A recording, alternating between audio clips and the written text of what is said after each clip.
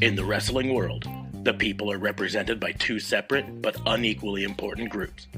The wrestlers and bookers, who literally do all the hard work, and the fans, who endlessly nitpick and overanalyze everything they do. These are their stories.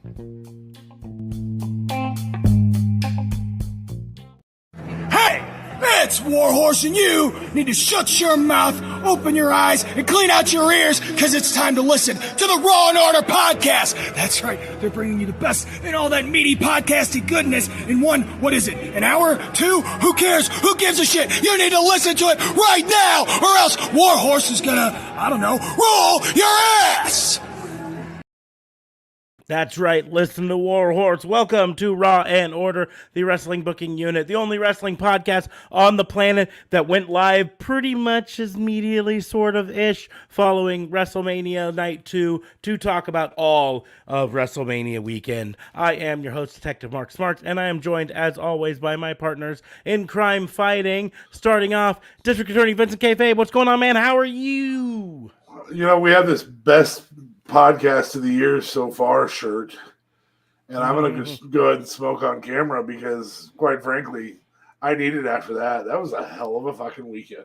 It was a good weekend overall. It was a very good weekend. Also joining us from up north, RCMP JLB. What's going on, man? I'm exhausted. I'm quite exhausted. But, yeah, glad it's over. Very exciting night one. Night one probably should have been on night two, but yeah, it was good. I don't know, man. There was some stuff on night two that should stay on night two. Yeah, it's a toss up.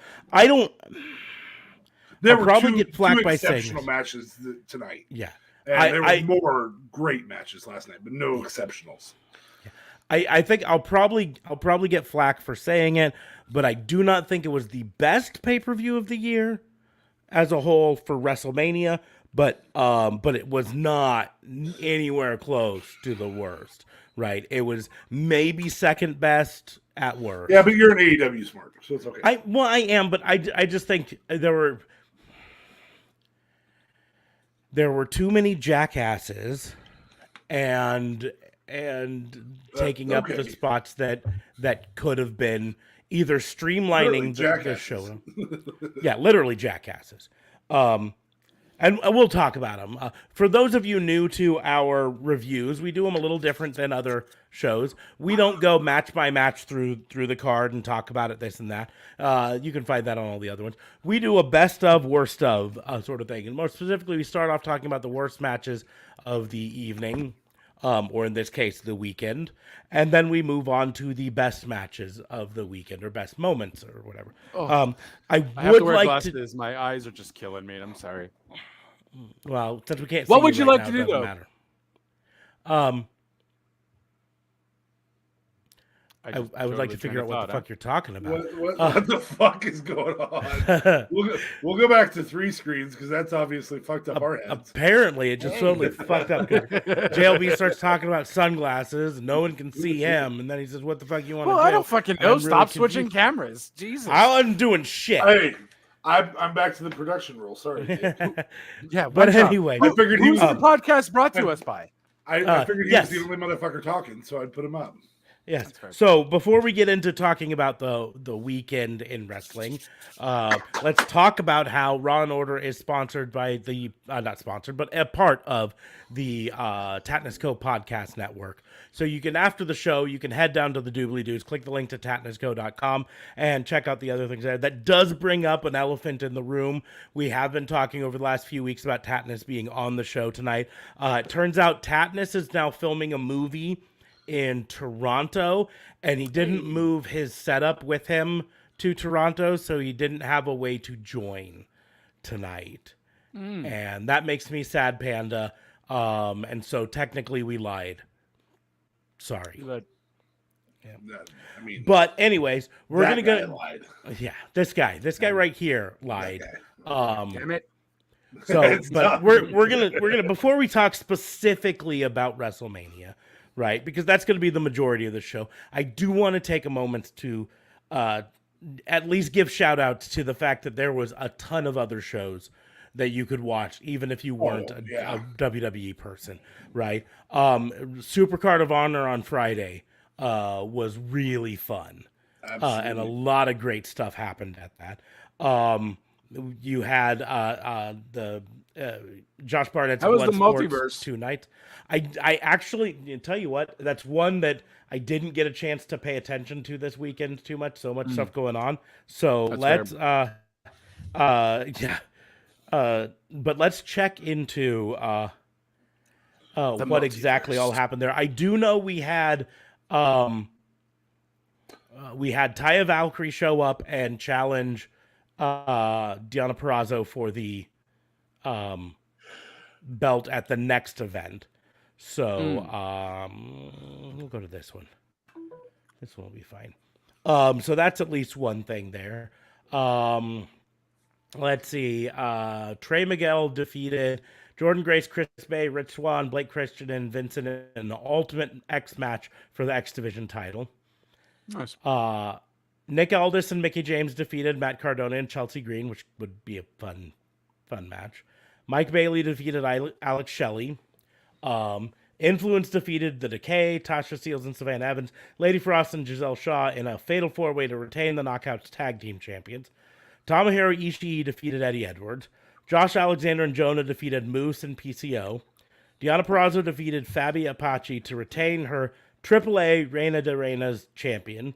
Post-match, Taya Valkyrie made her return and challenged Purrazzo for a match at Impact Rebellion. Chris Sabin defeated Jay White, and Good Brothers defeated the Briscoes. Briscoes had a fucking hell of a weekend. On Thursday, they won the GCW tag titles. On Friday, they lost the Ring of Honor tag titles. And then on Saturday, they wrestled in Impact Wrestling against the Good Brothers. So, Busy kids. busy boys. Yep. Dim boys. But yeah, so Impact had that. I mentioned GCW. Of course, there was Joey Janela's Spring Break, which I do want to point out. It was 2 nights, and it did feature a battle royal that had Sean Ross Sapp as an entrant in it. Oh wow. Okay. Who joked on his way to the ring that he was going to put the whole match behind a paywall, which I just want to say is chef kiss good heel work from a gimmick entrant into a battle royal, you know? Because everyone hates the fact that he always gets on Twitter and says, we got some great news on Fightful.com, and you go there, of course. Fightful Select takes you to their Patreon page. You have to pay to get the news, Right. you know, so. But so, yeah, we're going to talk mostly about WrestleMania because that's what this is really about. But there was no lack of wrestling this weekend. I mean, you can even add in the fact that Rampage was on Friday night. So we did have SmackDown. And SmackDown, yeah. But so with Rampage and the Ring of Honor, Supercard of Honor, both on Friday night, we did have a couple Rick Rude moments where someone appeared on one show and then later appeared on the other show. Of course, Rampage was pre-taped. So that's what happened there. It's like the Young Bucks appeared on Supercard of Honor, attacked FTR after FTR won the belts, attacked them, and are now going to challenge for the Ring of Honor tag team belts on AEW next week, if I'm correct. So, but then later they had a match on Rampage, and so they were technically on both shows. There were a couple other cases of that, but it was kind of fun there. Anyways, all sorts of stuff. If you've got the And also the means Hall of to- Fame. the Hall of Fame ceremony, Stand and Deliver for NXT was fun. Right. Even though it still featured a whole bunch of who the fuck is this. Great matches though. That ladder match was fire. The 3-way tag match was great. The ladder match was really good, except for Grayson Waller trying to kill his own shoulder. That's craziness.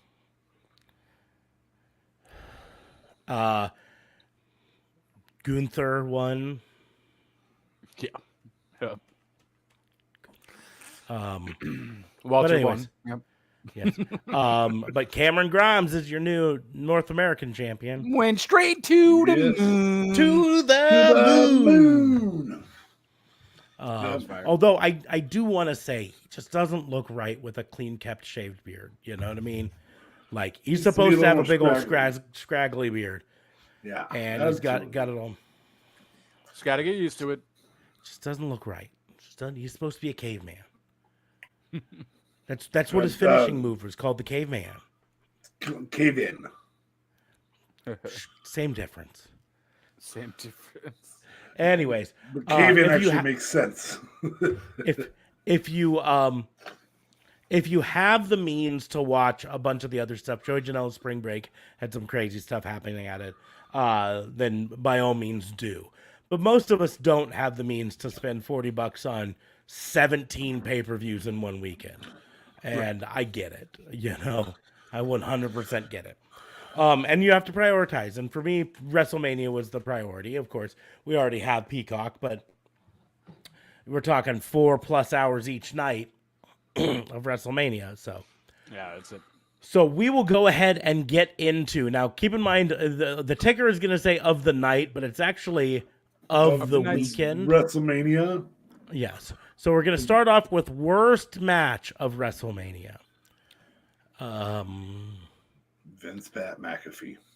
Until tonight, there were some front runners on night one, and then Vince and Pat McAfee had to happen. I mean, I don't know if you count that though. Don't count that. I feel like that's a cop out. It's officially a match. If I don't count that, then I'm going to say the Usos title defense. Wow. Okay. I mean, I would probably put Lashley and Omos before that. As I said, I was pleasantly surprised at the finish of that match. The finish is fine, but I'm talking the whole overall match. Well, they are who they're booked to be, and so I was not upset. So So I agree. It's the McMahon versus McAfee because it is a match. It has an official time, an official winner and loser. There was a bell. There was a referee. It's an official match. That's by far the worst of the nights. However, I will say that, in my opinion, Drew McIntyre versus Happy Corbin, despite having some good parts to it, overall was one of the meh-est matches of the weekend to me. I don't want to discount how important it is that Drew McIntyre was the first person ever to kick out of the End of Days. That's a big deal. But the overall match itself did nothing for me. I will say that The Miz and Logan Paul versus Rey Mysterio and Dominic Mysterio is up there in my book, although surprisingly, Logan Paul was not the worst wrestler in that match. Nope. It was Dominic. And so there's that. And I might put that above the Usos because of Dominic. I think if Dominic was an adequate wrestler, that match would have been better than the Usos title defense. Yeah. And then I am certain that at least one of you on here is going to disagree with me, but I fucking hated the Johnny Knoxville thing. Yeah, so did I. In fact, I would put that above the Usos. Every fucking second of that match. I think it was perfect for what it was. I knew you would. I think it was perfect for what it was. Sami Zayn played that really well, really nicely. Yeah, I don't know. I thought it was better than what I was expecting. So I thought it was perfect for what it was. It can be better than what I was expecting and still be the shittiest match of the night. Because that would maybe me for shittiest. I enjoyed Wee Man doing the slam. That was cool. I think they missed a perfect opportunity to bring a Hornswoggle out the other side of the ring and attacking Wee Man. I think that's what they should have done. But Sheamus retired though. I would say the Sheamus New Day match. I thought it was too quick. I understand it sucks that they got cut, but very pointless. Didn't care. Well, if you were going to cut something, cut Vince McMahon having a match. No, cut all the freaking promos you did after every match with. Well, there's that especially too. with the- But no. Jesus. Here's the deal: is now I get it. They didn't want to. They wanted to have some sort of finish to the New Day versus Sheamus and Ridge Holland and Butch thing, but they also didn't want to. I hate to use the word reward Ridge Holland because it's not like rewarding, but you know what I mean. That after what he did, they need to kind of cool him down for a bit, and that stuff I get, but. But did they win? A minute 40. There should never be a minute 40 match on Ridge Holland winning. Yes, but there never should be a minute and 40 match on WrestleMania, in my opinion. No, I don't even know why you didn't do it on the pre-show. You had 2-hour pre-shows which had nothing on them. On both nights. You could have done nights. it. Nights. Well, we couldn't do it on the first night, so we'll do it tonight. Yep, That's it. Nope, On the nothing. pre-show. Nothing at all. Nothing. So Do it at like 7:30, so at least you have a bunch of people in the freaking arena or whatever in the event in the stadium. You know what I mean? Like, I don't get why that wasn't a thing. But so those are mine. Like I just absolutely despise that Johnny Knoxville. I like everything about it. I just hate it. You're a Sami Zayn fan. You should be repulsed by that match. I thought it was well done for what I think. Sammy is probably one of the only people that could have pulled that match to be as decent as it was, although you guys don't think so. But I think Sammy The giant was the perfect guy mousetrap to didn't make go that off, happen. man. Yeah, Well, whatever. yeah. Shit happens. I mean, whatever. Yeah. It's silly, though. You know it's going to be silly going into it, though. If you thought it was going to be a 5-star match and you're going into it and that's what you got, I understand. I thought it was going to be a half-star match, and it wasn't even that. Well, I don't know. You probably had too much haterade before the match or something. No, here's the thing. I mean, look, we're going to disagree. We're fine. going to You didn't disagree, like but it. what I'm pointing out is, again, Johnny Knoxville versus Sami Zayn, that took up 14 and a half minutes of a WrestleMania, and that took 14 and a half minutes away from other people who could have been on WrestleMania, right? No, don't put that on Johnny Knoxville and Sami Zayn, though, because it was promoting Jackass. There was money involved there, and so on and so forth. I don't care. You right? take away the stupid Finn promos Balor did not they had appear after every on match. WrestleMania. Hold not up. Johnny Knoxville and Sami's fault. They promoted 2 other movies at the same time. They promoted Mark Wahlberg's both nights. Mm-hmm. Did They they? promoted, Yep. yeah. He opened the show both nights. Mm-hmm. His new And What movie is he in? Oh, Uncharted? Uncharted. Uncle Father. Okay. Uncle something. Oh, I Yeah, thought it was- Uncharted. It doesn't matter. It doesn't matter which movie. My point in the end is, sure, there's money in it, but guess what? Jackass came out like a fucking month ago, Yeah. right? It's not a hot movie now. Yes, there's money involved, but there's other ways you can use that money to promote a movie and everything. You don't have to waste 14 and a half minutes on WrestleMania when there are other wrestlers who you could have on your show, right? But I'm also going to point out that, we had Logan Paul on night 1, right? We had Johnny Knoxville on night 2. We had Pat McAfee, and I like Pat McAfee, but that means there were 3 different non-Battle Royal matches that featured celebrity. I don't know that you can say that about McAfee. McAfee's a wrestler. And that's I'm using the air quotes on it, but it's still, because he's not a wrestler. He's a commentator who got brought in, right? Yeah, he's trained more than the other people, but he's still a commentator. He's not an active wrestler.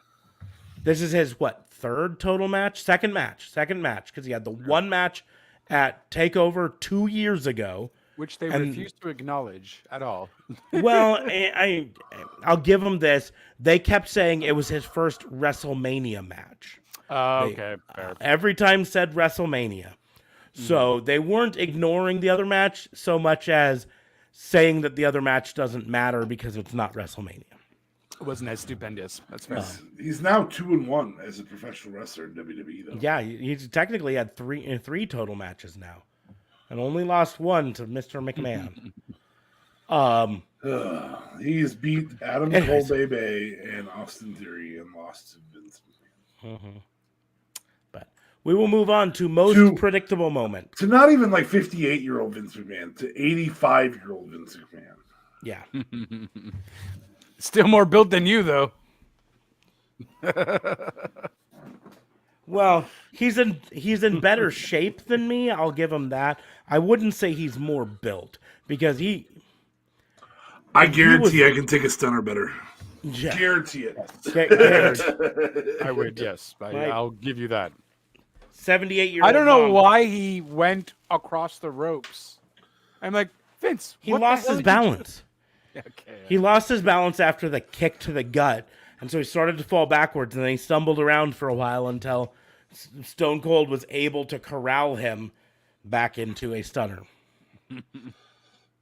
Anyway. For some reason, Austin looked better on the second night than he did on the first night. Because he's loosened up. Because he didn't have ring rust anymore. Anyway, all right, moving on. Most predictable moment. I'm going to say as a moment, I think it's KO challenging Austin. I'm going to say it as a result, Edge. As soon as I saw the entrance for Edge, I was like, well, this is changing. My pick is definitely Edge here. This is definitely Edge. Edge winning. JLB, most predictable moment? Most predictable moment for me probably would... Can't say Cody because you thought it was a work the whole time. Oh, no, we'll get there, though. So most predictable moment for me most likely would be, I guess, Edge winning. After I agree with you, after I saw his entrance, I was like, this is too elaborate and like cool looking for you to lose now. Yeah, and then also with the rumors with the stable and all that, and then I'm like, okay, Edge has to win. So I guess I'll go with that. No, I didn't know it'd be Damian Priest that came out or anything. I just think in terms of a result, that was the most predictable. In terms of moment, we knew KO and Austin were going to fight. Oh, and I guess match-wise, I would say Bianca winning. You thought that was predictable? I thought that was predictable because I feel like the faces always have to win at Mania, and Bianca's the face. So, yeah, that worked out well for Charlotte and Roman. And gee, worked out great for AJ Styles. You know, because that's valid. Well, I mean, that story of whole and the I'm New resilient. Day. Yeah, they really that's true. Really came out smelling like roses, and you know. Okay, well, I thought Bianca was going to definitely win because Becky doesn't need the title. I think whereas Bianca does. As D.A. Fabe mentioned, the most predictable moment in the entire weekend for me was adrenaline in my soul. I knew it was coming. We all knew it was coming. I knew it was coming as soon as Thursday. There were suddenly reports from insiders around Cody Rhodes that Cody might pull out of his WrestleMania appearance. Because here's the deal. For people who don't understand contracts, you think, oh, I can pull out of WrestleMania. But for people who understand how contracts are made, Cody, once he signed on the dotted line, he was there for WrestleMania. Yeah, but we didn't know for a fact that he'd signed on the dotted line either. Right. Yeah, but here's the deal: heavy reports. As soon as those rumors started floating around, I'm like, this is damage control. This is them trying to make it seem like a surprise, right? Oh, let's make him seem like he's not gonna be there. Let's do everything we can. Then later on the kickoff show, they did an interview on Saturday. They did an interview with Seth Rollins, and who do you think your opponent could be? And he made sure to list almost every genre of opponent that did not include Cody Rhodes. Like, maybe it'll be a legend like Stone Cold or The Undertaker, or maybe it'll be someone called up from NXT, you know, or maybe it'll be some athlete brought in from outside or whatever. Like, very specifically trying to, here's a red herring, go this way. Here's another red herring. Here are all these red herrings of people it could be. Well, I'm not going to lie. After Taker saying never say never, I honest to God. When the lights went out. Taker. Yeah, I'm like, oh, Taker. And then even as Cody Rhodes' music hit, I didn't even think it was still Cody Rhodes because then you saw Seth laughing. So I thought it was almost going to be like a I fooled you kind of thing, like what KO did with Austin recently, right? But then you see Cody Rhodes appear, and I'm like, oh shit, he's actually here. So yeah, I done played myself. I done worked myself into that work. That was on me. I apologize. But yeah, obviously I was completely shocked that actually happened. Crazy how they still kept everything, the music, his name, his moniker, the Nightmare. Well, he and all that. owns his name. He owns the Nightmare, Cody Rhodes. He owns those trademarks. Whose music himself. is that? He commissioned that music. I don't know the exact band name, but I know he commissioned that music prior to AEW. That's not a Mikey Ruckus. Okay, because I was shocked by that. Because he used that in Ring of Honor too. Oh, okay. There you have it. Prior to so that's got to be something that whether he owns it or at least he at least commissioned it and was able to help facilitate negotiating the rights for it. So nice. And that I'm pleasantly surprised. I thought that match was fuego. I did mention if Cody was gonna end up appearing, Cody versus Seth, take my money. And by God, I'm glad I gave it to them because fire. But so that was to me most predictable moment. But if we take that away, right? I expected Bianca to win not because it was WrestleMania, but because this was to me the most logical ending. 9 month storyline. Yeah. This was the way to end that, to build to this moment and give her back her WrestleMania moment with the belt. And so for that I kind of saw coming, but I don't know if I see. I mean, I guess the most predictable moment was Kevin Owens taking a stunner. However, I will point out that I was wrong because I did fully expect it to just be a couple stunners and a few minutes and out, and ended up being a 14-minute long no holds barred match. With a suplex on concrete to a 57-year-old man. Yeah. Who walked out the next night like it was nothing. Yeah. Dude, the next night he looked so much better. Well, again, ring rust. He got all the ring rust knocked out of him the night before. Right onto the concrete. Yep, just shook out. They had to sweep up that rust right into a pile at the end of the night. Even his stunners were better, aside from the one from Vince. Even his stunners were better. I was like, what the hell, Austin? So my wife, who I will point out, not a longtime wrestling fan, would probably not even consider herself a wrestling fan right now. She watches because I'm watching. She was not impressed with the way Austin Theory took the stunner. Which, as a longtime wrestling fan, hurt me in my soul. Because that's the way stunners are supposed to be taken. With a You're big supposed to flop, and you're supposed to bounce out of them and fly around the ring like oversell that. And so I told her the story about how The Rock and Stone Cold had an ongoing bet during their program at house shows as to who could sell the finishers the biggest, who could oversell the finishers. And there was always a case of beer on the line. And The Rock ended up winning by basically doing a backflip every time he took a stunner. Yeah, because you can't oversell a rock bottom. Yeah. Well, the people's elbow was the real finisher to oversell. But even then, that one you can oversell, but not nearly as easily as you can the stunner because you just fly back and flip. And... stunner you could just do flip-de-doos galore. But I also pointed out how they thought it was going to be unpopular. They thought it was just a rib between them. And the more he oversold it, the more popular the stunner became. Because that's the way wrestling fans are. So yeah. But yeah, those were my most predictable moments for me. Yeah. So we'll move on to botch of the weekend.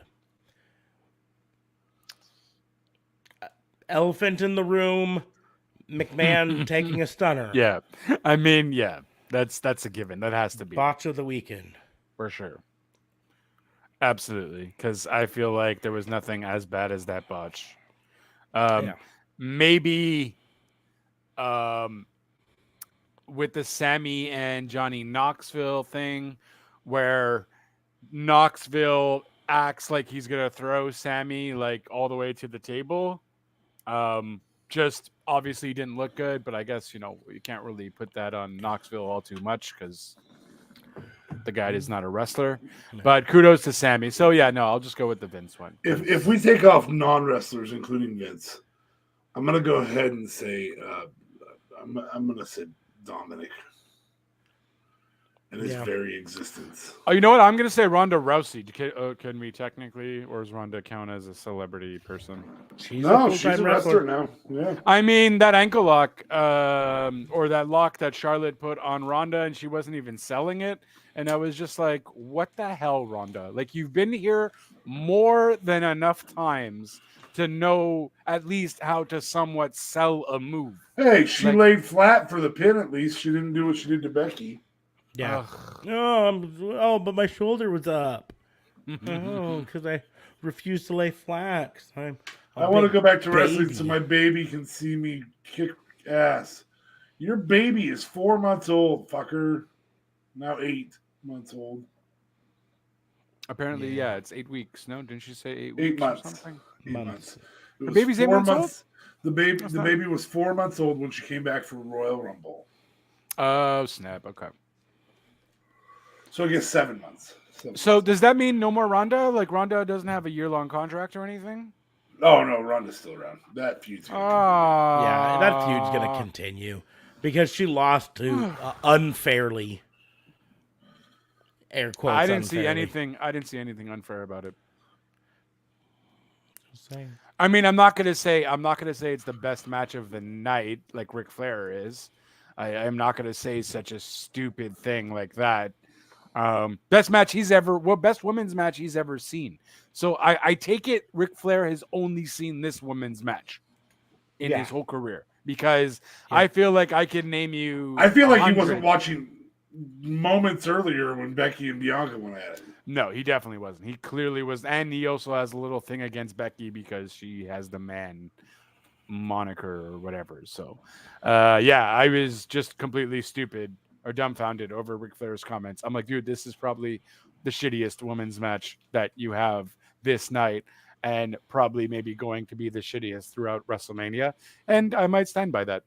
But yeah, so Ronda Rousey gets my vote with not selling any of the moves because she's Ronda Rousey and has a chip on her shoulder. And but I think hands down the botch of the night is still Vince. Yeah. No. I mean, for sure. I mean, that was god awful. We're battling for second place here. Yeah. Yeah. To clarify specifically about why I know that feud with Ronda Rousey isn't over, it's because they did the whole bit with the ref bump, the ref's out, Charlotte tapped to the armbar, but the referee was out and didn't see it, and then Rousey had to try to revive the referee, and then Flair hit the big boot and got the win. All she lost to was a big boot. Like you couldn't even get a natural selection is the reason she lost. Apparently not. Apparently not. Yeah. We will move on to overhype of the weekend. Yeah. Overhype of the weekend. What do you got, Smarks? You're up. Overhype of the weekend. Well, I mean, I could say, true to my previous thing, Johnny Knoxville versus Sami Zayn, because they hyped the shit out of that for no reason whatsoever. Meltzer won't vote on that, right? Because it wasn't a wrestling match. He might. It was an anything goes match, and so he does, but sometimes he doesn't when they're like celebrity matches that are designed for this. So we'll find out on it. Okay. He doesn't ever rate cinematic matches, pre-taped matches, because he believes that editing, you edit out the bad moves and stuff like that. So that changes it, but because this was still a live match. Okay. Yeah, this was still a live match and everything. Overhype of the weekend, I would probably, in my opinion, say that one, just because, it was a focal point of the last like month and a half of WWE TV, just nonstop, this and Yes, that. Johnny Knoxville was nonstop. And again, I hated it. I fucking hated it. Horrible match. Oh. It was a bad match. Just admit it, dude. But it was good for what it was. You're not going to get an intense, crazy match with these. Then don't Really? put it on fucking WrestleMania. That's Here's what the I'm deal. saying. Like, here's the thing.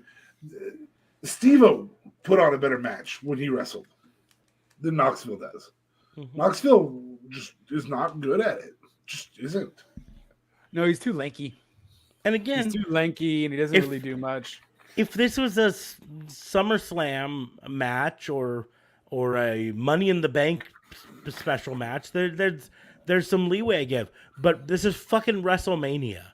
This is the granddaddy of them all, the greatest stage on earth, right? And that's what they gave 14 and a half minutes to, right? Well, I mean, it was cool with the Jackass stars there, the whole little Jackass stunts that they have and all that. Like, I don't know. I think you're just too hard on it for nothing. They kept Bobby Lashley and Omos to under 7 minutes. I mean, less to be than fair, half I didn't the want time. any more. I didn't want any more than Bobby. Less and Omos. than That was half good. the time, right? It should have been 3 minutes. Pat McAfee and Austin Theory got 5 minutes less. Yes, That was that a good whole match. segment. That whole segment was longer than that. Well, With Austin, if you add in the match against Mr. Vince. McMahon, it's still shorter.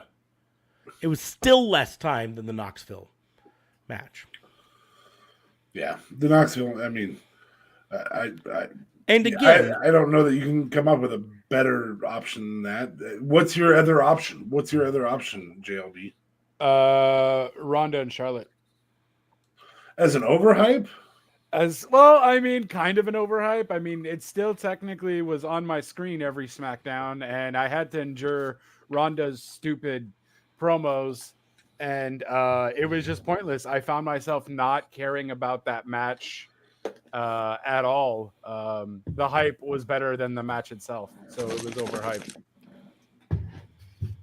But maybe I'm a Ronda hater. I feel like that could be on the Ronda hater train, though. So that's very possible. But I'll go with that. Haterade. so let's see who all was not on WrestleMania that could have instead of fucking Johnny Knoxville. Apollo Crews, Cedric Alexander. Yeah, but they're not going to Aziz, do anything with these stars, though. Finn Balor, right? Yeah. MVP. Seriously, Finn Balor has a title and didn't have a match. Yeah. In fact, Finn Balor and Ricochet. Ricochet both have titles. Yeah, I haven't Didn't gotten to have matches. Ricochet, but that was another one I was going to bring up there. You don't have to beat the dead horse. R-Truth. Yeah, Shut you could have mention. also just T-Bar. taken out Bobby and Omos too. 7 minutes there could have went to one of those guys. You sure Because that could've. match was That's very a valid. pointless. That's a valid point. They both should have been gone. Oh, not Bobby. Bobby Well, could have fought against anyone else. Could have fought right? against Ricochet or something. and Yeah, you make a no, little true. thing out of I'll that. agree with you there. I'll agree with you there. But you're still just proving my point. They wasted not. 14 minutes and then they wasted another 8 minutes. Right? They needed to do the Johnny Knoxville thing because not it was need for to do entertainment purposes, and the fans are going to. I You could wasn't do that entertained. on a Monday or a Friday or a... I wasn't entertained. You were the Well- only one of the three of us here you're who not thinks they were entertained. entertained. Are you I thought not I was- entertained? I was more entertained by Triple H walking out to the ring, spitting water in the air, and then leaving his boots in the ring and left. I That was was cooler more than they do, entertained though. by that. That was Right. cooler than they do.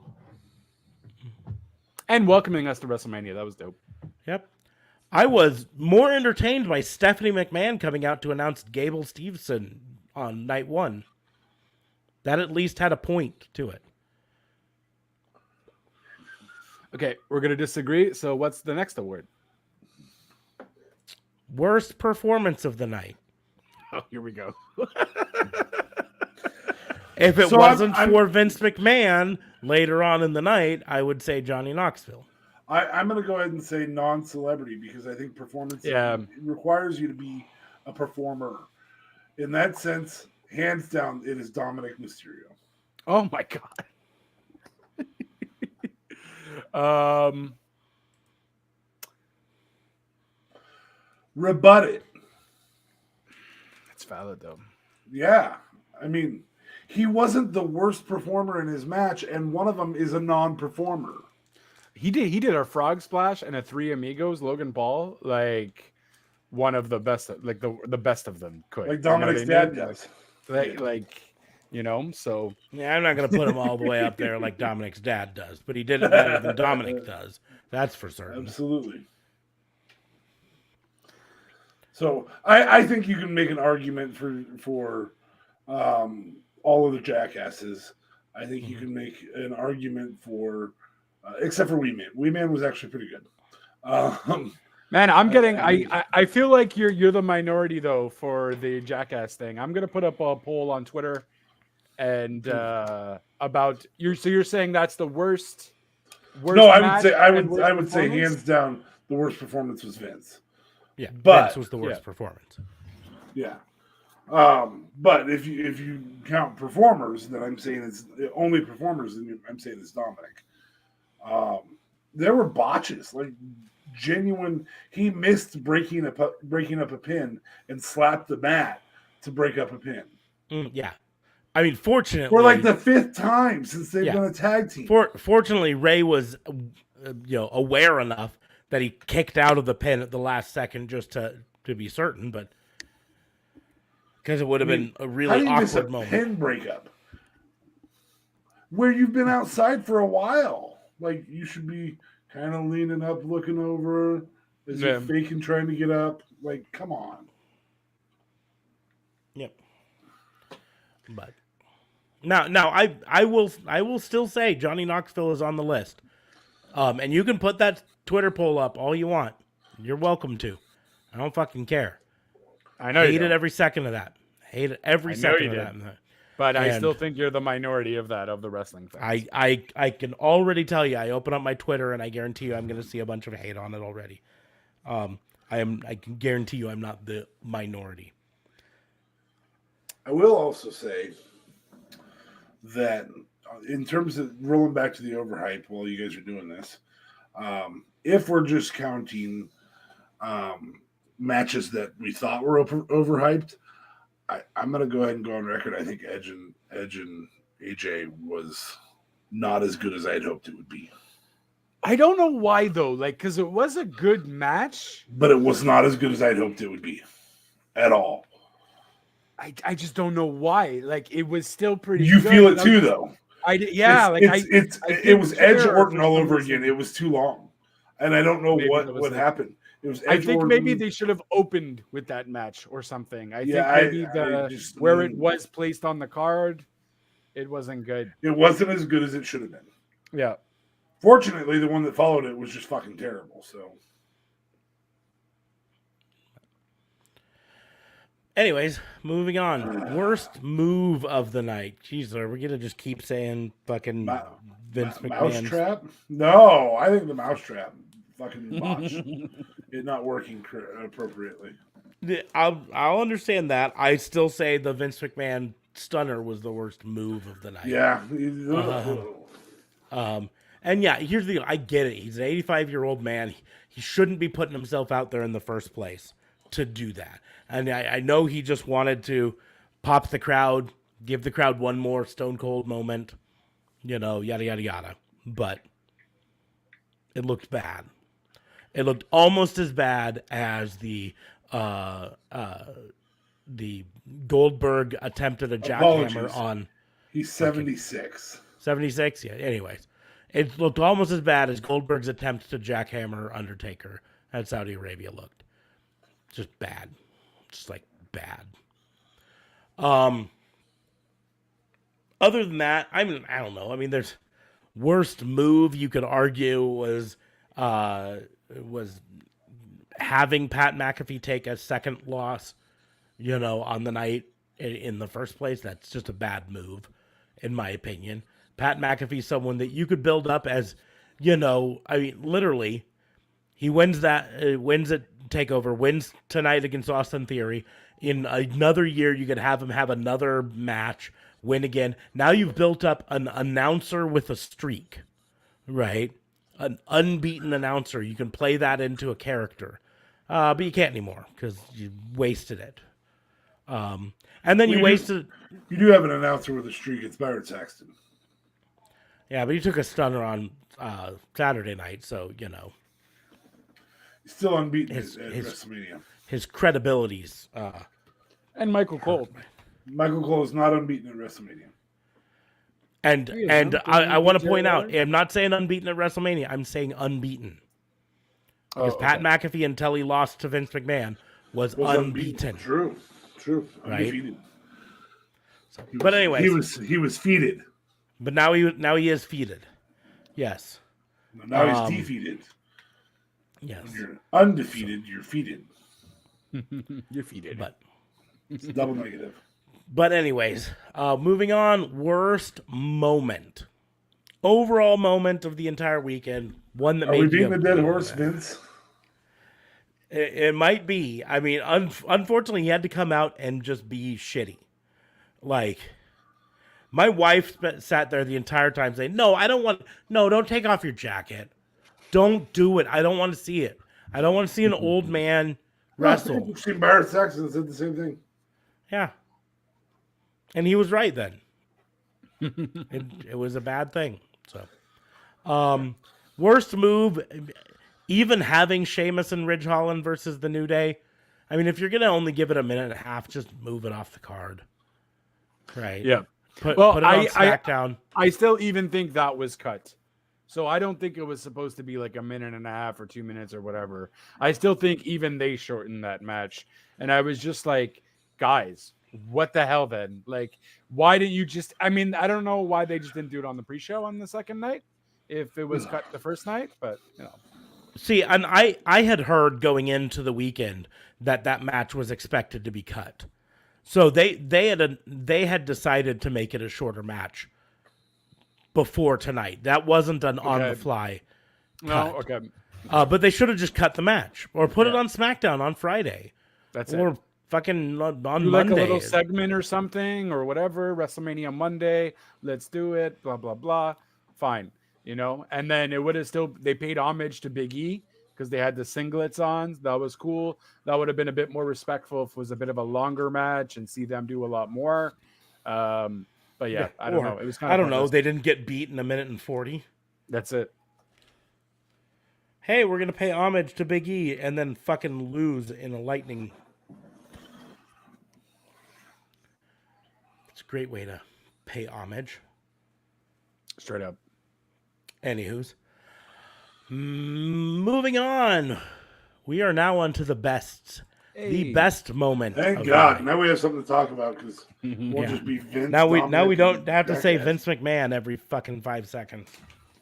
Or best ever moment. This entire segment. I'm going with Cody Rhodes coming out. I think that was pretty fire. I was excited for that.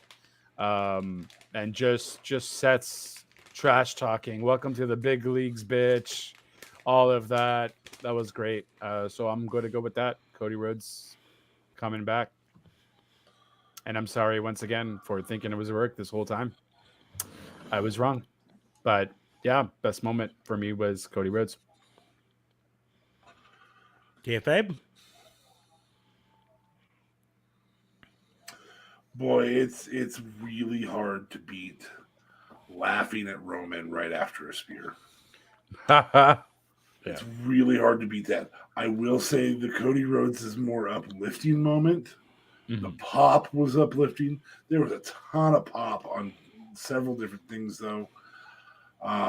If I wasn't giving it to Cody Rhodes, I would give it to the fruition that is Roman Reigns unifying the titles under heel Roman Reigns. Just basically making all the fans right for 7 years worth of having him crammed down our throats we get a better version of Roman than we've ever had. And we got a better version of Brock. I love fucking silly cowboy Brock. I really do. It was awesome how he announced himself too. That was great. Yeah. So That was awesome. yeah. Kind of disappointed by that. I really thought we were going to see The Rock come out or something and look at Roman, point to the WrestleMania sign for like next year or something. I get it's maybe a bit too early, so maybe they'll do that at SummerSlam. But I don't know. I didn't really care for the Roman Brock match. It wasn't their best. They've done better. No, they've definitely had better matches. Yeah. I just enjoyed their character work. This is the first time we've had Brock in silly cowboy laughing off moves. Like we've had him laugh off moves from the Undertaker before. We just haven't had silly cowboy. Well, we have agreement from the fans here. Dark Sage says anyone who bought into the main event being anything other than typical Brock versus Roman should be ashamed. WWE could care less about fans and what we want. It's the same old slop every time with them. Why did fans think anything was going to happen?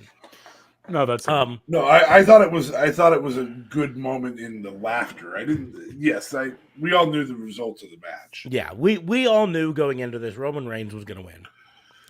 I enjoyed seeing him hold the titles, though. I mean, I'm into heel Roman. I am, and that makes me a mark, and I'm okay with that. Yeah. He says, I knew this is what we were going to get because, not to be mean, we buy into this way too much. Our expectations should have been very low. Brock and Roman only care about money. Do you honestly think Brock is going to do anything more than he did? But he has, though. He has done more. That's why I'm saying that. He has done more with Roman as well in a match. So this just wasn't their best Roman Brock match for WrestleMania. No, I would say they've both done more than they used to do. Yeah. And they both care about money. That's why you go to work. I don't think anybody goes to work to not get paid for it. You know, exactly. Maybe the Pope, but then he lives in the Vatican, so and doesn't pay for anything. Make money. Make money. Like, I mean, I don't think he's getting a new hot tub anytime soon, but I mean, who knows? Maybe they do have hot tubs in the Vatican. Who knows? Dark Sage 9117. Do you know if they have hot tubs in the Vatican? And if you do, how do you know? Good times with the Cardinals. I Googled it. How does Google know? Okay, breakout star of the night. Cody. Of the weekend. Cody. Logan Paul. That's a good second choice. That's a really good second choice. Logan Paul was definitely better than I expected him to be. I am excited for Logan Paul versus Miz, even though the storyline does not make sense. I'm excited. Absolutely no sense, but yes. Well, I mean, it kind of makes sense. Miz is an asshole. He doesn't trust anyone. He'll always backstab you, and that's why he did that. But they said Miz is the ultimate opportunist, but what opportunity did he get out of this? He got nothing out of it. He got the win out of the Mysterios, which is what he wanted, and then he got the W, and then in the end, he wasted his opportunity to get something more out of Logan Paul. He didn't get anything out of Logan Paul, and that's my point. And he could have continued to have a tag partner and continued to get accolades and wins out of Logan Paul, but he didn't. Or he could have gotten Logan Paul a title shot and then stole it from him by taking Logan out. He didn't get anything out of it. That's why we say the storyline doesn't make sense, because they didn't build up a reason for the him to turn on Logan Paul. Yeah. Why? I just didn't get why he jumped to the fans afterwards or whatever. And then I'm like, is he face? What's going on here? He wasn't supposed to be. That was supposed to be a heel move on Miz's behalf. Right. But Logan Paul does create his own little hate. Yeah. And so coming out wearing a Pokemon card that you just paid over $5 million for. Which he did, and it's not even a legit card that's worth that much. It's an artist card. It's a legit card. It's just not a legit pulled out of the pack card. Yeah, you can't use it in a deck. Right. Well, no, but that card, because he also did that at the boxing event that he was into. Mm-hmm. He had that same card, I think. Yep. No, it's So- a different card because he Was just it? did it the other night. Because here's the deal. He just on like Thursday bought that card and paid $5 million for it. Oh, Jesus. Okay. But And set the that Guinness said- World Record for the most amount paid for a Pokemon card. Well, if you're going to get a Guinness World Record, I don't know. I'd prefer to be in the Guinness Book for selling the Pokemon card for the most amount of money. that's it. Yeah. Straight up. Anyways, no, Logan Paul's a good thing. I think in terms of who looked like the biggest star, though, Cody Rhodes, and some of it was presentation. They fucking presented him like a returning hero. Yeah. They had the best wrestling match of the night. They did not tell the best story because it was the start of a story. So that story is not completed. That has nothing to do with anything that they did wrong. The chain wrestling, all of the match, the whole weekend, that was the best match. Oh, my God. It The was not the reverse best DDT storyline. from the top rope. Oh, my Yeah, God. just everything they did. Everything they Just did. The Cody way Cutter out. was beautiful. Yeah. Everything they did. Yeah. In fact, I think there was one match that had better in-ring storytelling. But it was the best chain wrestling match of the night. Absolutely. They were great at it. Of the nights, even. Yeah, both nights. Yeah. So Agreed. So, But yeah, Okay. Logan Paul's definitely on the run with Bad Bunny. If anything, let's see it. Logan Paul, Bad Bunny next year's WrestleMania. I got yelled at for saying that Logan Paul was as good as Bad Bunny when we weren't spoiling things for you as he drinks a sun kissed. I did not yell Fuck at you. off. I just said I disagreed. Yeah, had it been verbally, he'd have been like, "You're a fucking idiot." No. Just imagine if you like the Because Johnny Smarks Knoxville has match. to be right about everything he says. I would have Nope. said, you are so dumb. Yeah, because your daughter was in the room. Moving Dumb. forward, Moving forward, best line. This is a tough one because they really didn't, speak too much. Welcome to the big leagues, bitch. Yeah. There's that's a little bit of that. solid. That's a really solid one. I'm going to say Brock's announcing himself.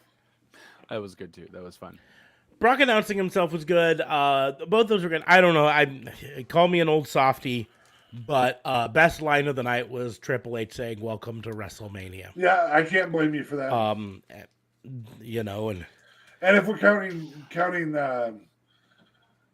the Hall of Fame ceremony, then obviously Taker saying, never say never.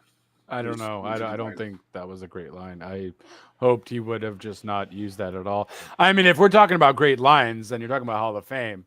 Pretty sure we're gonna have to talk about Scott Steiner and his couch. Saying I'm not very good with live mics. That was great. And we live mic and things can go really I mean, right. Sorry. I even enjoyed the KO whole thing with him talking crap about Texas again, and then saying your lands aren't even. You should come to Canada.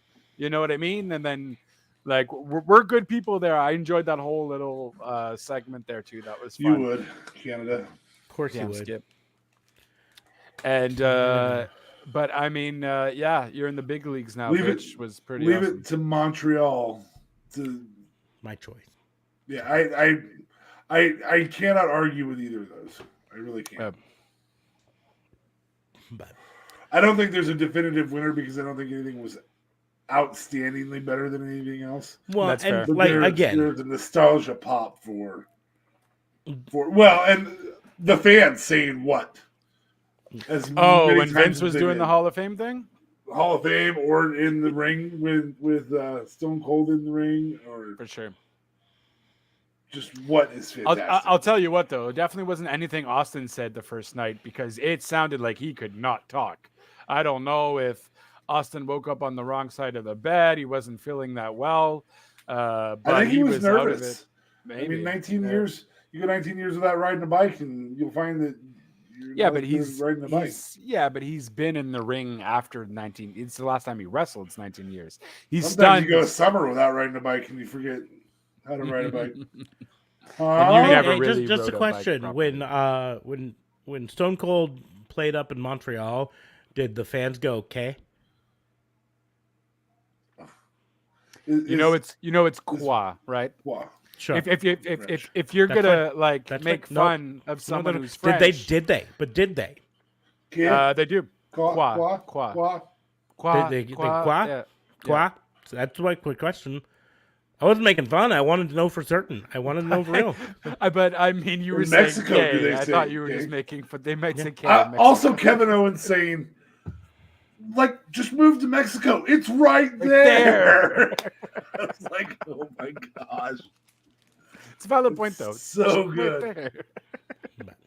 Okay, moving on. Best performance of the night. This isn't necessarily in ring specifically. This is overall performance.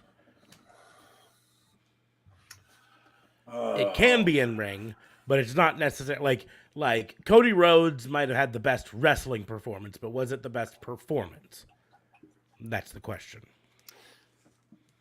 Titus Tony. No, I'm just fucking with you.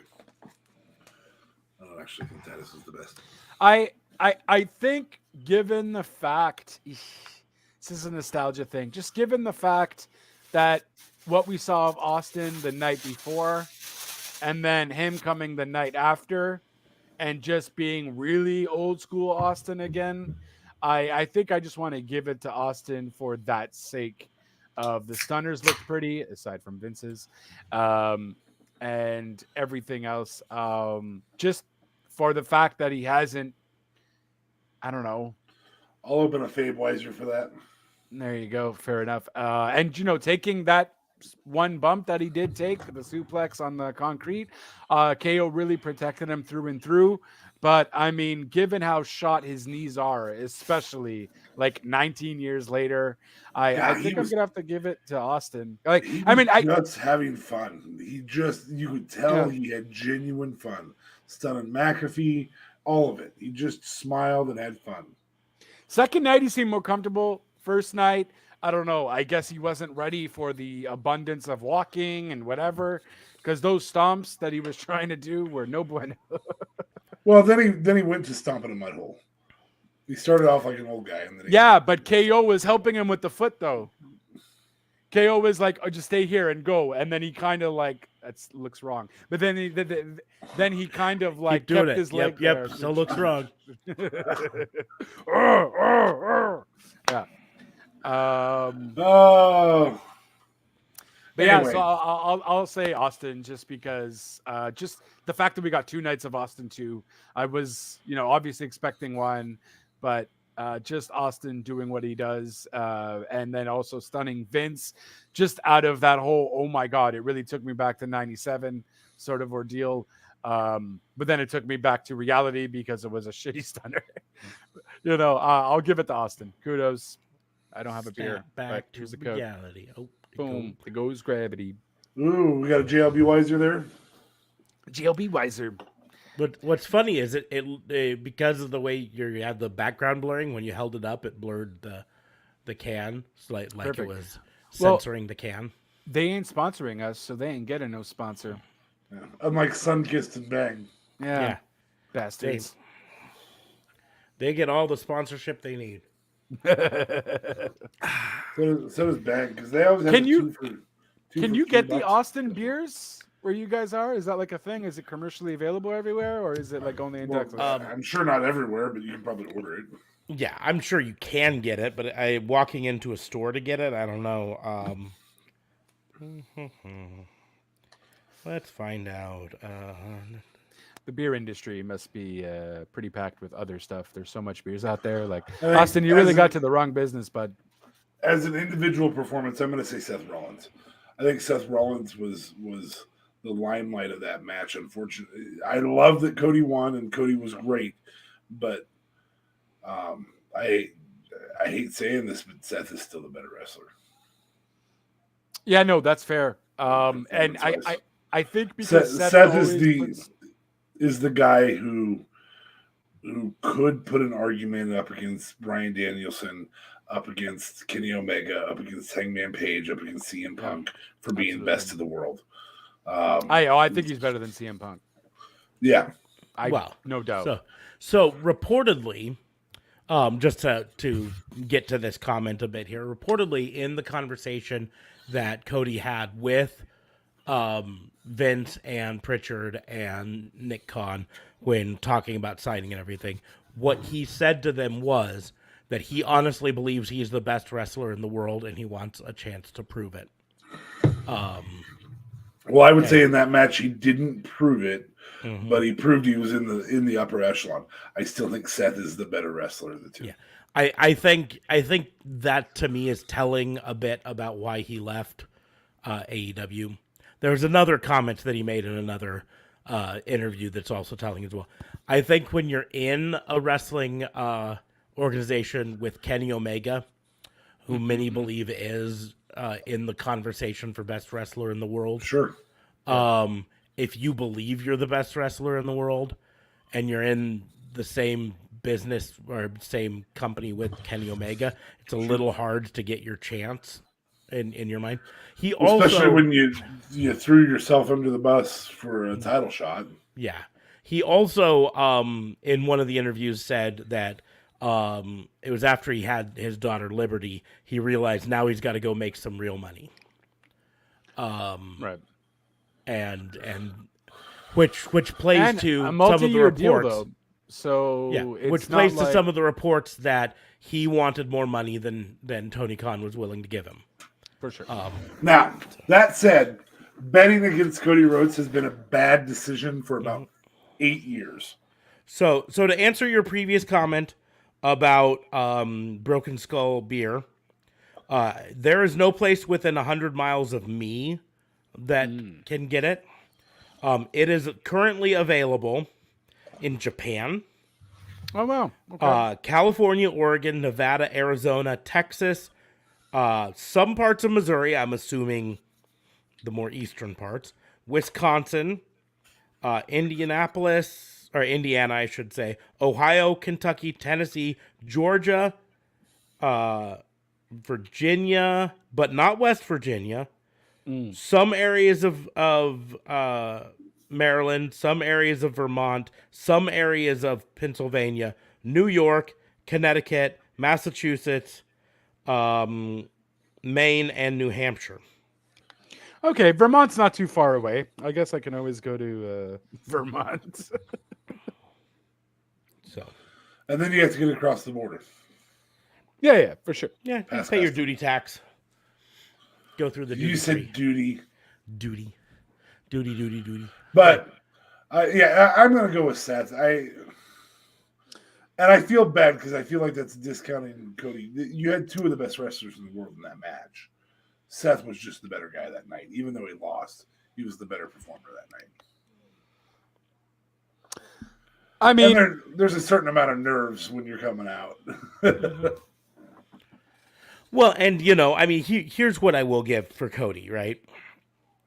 A lot of wrestlers in the back before a big match like this are jogging, warming up, doing a lot of stuff here and there, maybe doing some of the band curls to get pumped up, all of this stuff. Cody was in his fucking trailer, cordoned off so no one could see him. And then they made him put on a hoodie and rode straight to the place and then put on his stuff. So he didn't have warm-up time prior to that. No. So you mentioned, it could have been nerves and all this stuff. It could have just also been warm-up, Yeah, I mean, he's the second best wrestler this weekend. Mm-hmm. And he was wrestling against the guy who put on the best show. Like, I'm certainly not down talking him. I don't want anybody to think that. I'm just saying in that match, Seth looked like the better performer. And that's just, I don't know. Maybe I'm a WWE mark after all. Yeah. I don't think I am. I would still, I agree with you on almost all your points here. I would still give the edge to Cody as for using the word performance because I think it also includes the entrance. And that's fair. That's absolutely fair. Because the performance, including the entrance, including the look that came across his face when he saw the crowd, like he talked in like behind the scenes about how he thought he was prepared to see the crowd, and he wasn't, because unlike previous shows, he couldn't peek out of the curtain and see the crowd. His first view of the crowd was when he came up the Cody Vader. Yeah. Cody Vader. It's time! Sorry. Hall of Fame inductee. It's been in my head the whole weekend. So that's why I give the slight edge to Cody. But, like you said, best wrestling match of the weekend for WWE was that match. Yeah. Because it had two of the best wrestlers in the world. Yes. Whether you want to argue that either one of them is the best, that's so subjective. It'll never be true. You're going to be able to find somebody who will say otherwise. But yeah,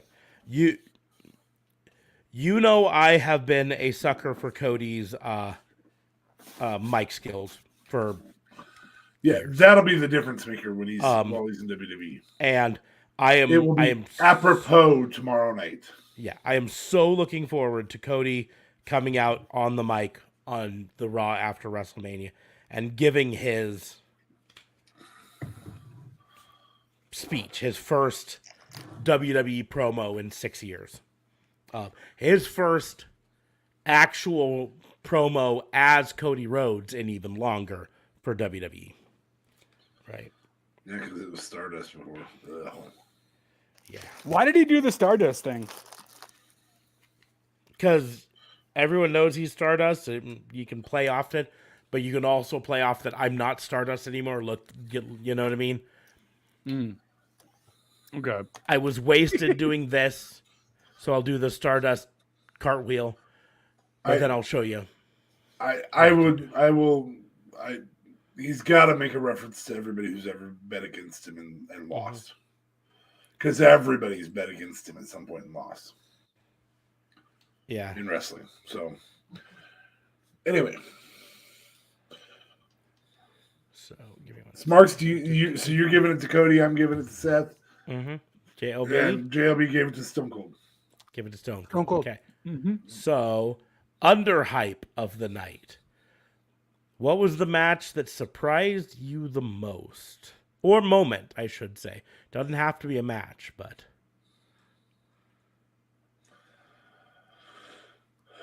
I'm going to have to go with Miz, Logan Paul, and the Mysterios. I was really impressed with Logan Paul, more specifically. Yeah, specifically Logan Paul for you. Yeah. And that's a good one. I'm going to give it not my answer first. And so I'm going to give you my controversial, not a good answer, but still a reasonable answer. Omos versus Lashley, again, was surprisingly better than I thought it would be. That doesn't mean it was great.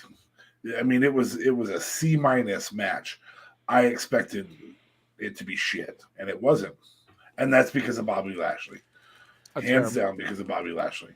Yeah. My actual underhype of the night is Pat McAfee. That dude put on every ounce of the performance against a not as good as Adam Cole Bay performer as he did with Adam Cole Bay. Pat McAfee was underhyped. The story wasn't, but he himself was. But before I give my my answer to this, I do have a trivia question. What was Cody Rhodes' last opponent in WWE? And I specifically say Cody Rhodes, not Stardust. Randy Orton. No. I'm going to guess it wasn't RKO. I don't know. No, I'll give you a hint. He was part of a tag team at the time, and it was against a tag team that included another generational wrestler in it. Well, that was vague as fuck. Good job. It's DiBiase and someone else. No, DiBiase's son. I forgot his name. Could be. That's what I'm going at. A generational wrestler. So was it John? Was it The Rock? It wasn't The Rock. It was not The Rock, and it was not DiBiase Jr. either. It was in 2014. Cody Rhodes and Goldust versus The Wyatt family. Ryback, Oh. Ryback Curtis and Axel. Curtis Axel. Oh, jeez. He was the best wrestler in that match. That's for damn sure. Even in And then 2014. what's really funny is that was in June of 2014. And then by the end of June 2014, just 2 weeks later, actually, on the 16th of June, he debuted as Stardust against Ryback. So his last match as Cody Rhodes and his first match as Stardust on TV were against Ryback. Anyways, under hype of the night for me.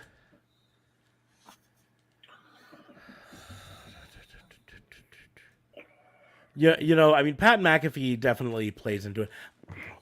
I'm gonna throw one out that you could make a legitimate argument it was not an under hype, but because the match came together only in the past like 3 weeks, I still would make an argument myself for it. But Edge and AJ Styles, because 3 weeks ago, Edge didn't have a match. It felt oddly exhausting to watch, though. God, I don't know why. They're so good. And every ounce of it was good. But it was the longest match of the weekend for WWE. I bet that's it why it was. felt oddly exhausting. 24 minutes long. 24? 24.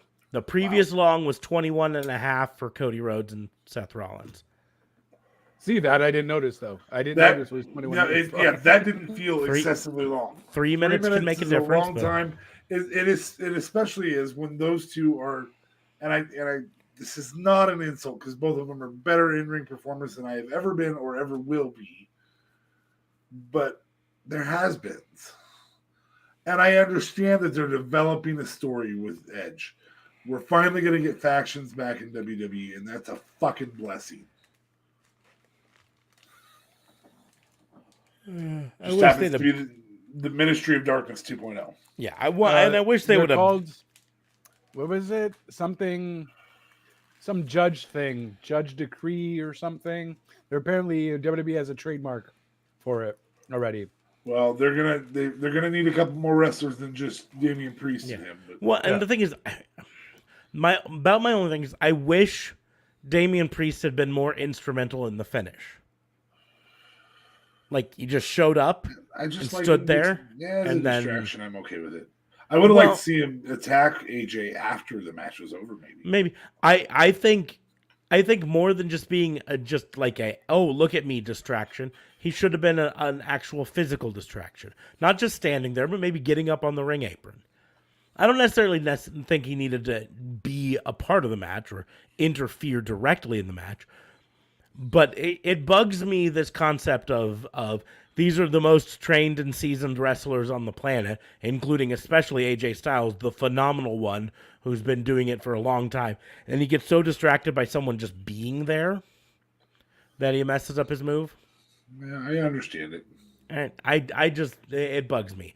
And so I would have preferred there to be something more. Like he goes to get up there and then Damian Priest is on the other side of the apron corner, and that makes him stop his move because now he sees someone in his direct line of sight there, that could maybe. If you don't notice him, do you hit the phenomenal forearm and win? Mm-hmm. And even more, if he's there and you try to do the phenomenal forearm, he actually could impact that move up on the ring apron right next to you, right? Whereas if he's on the ground, you hit the move or you don't. It's all up to you still. Anyways, it's a nitpicky thing. And to me, the entrance for Edge, it was by far the most elaborate entrance of the weekend in many ways. Because it had the fire, it had the lighting and all of this stuff. Prior to that, we had Bianca Belair came out to the marching band. You had Cody Rhodes' entrance, which just was pyro. It's about all it was. Edge's entrance was the first that was really like an elaborate WrestleMania entrance for the, Seth had the choir there.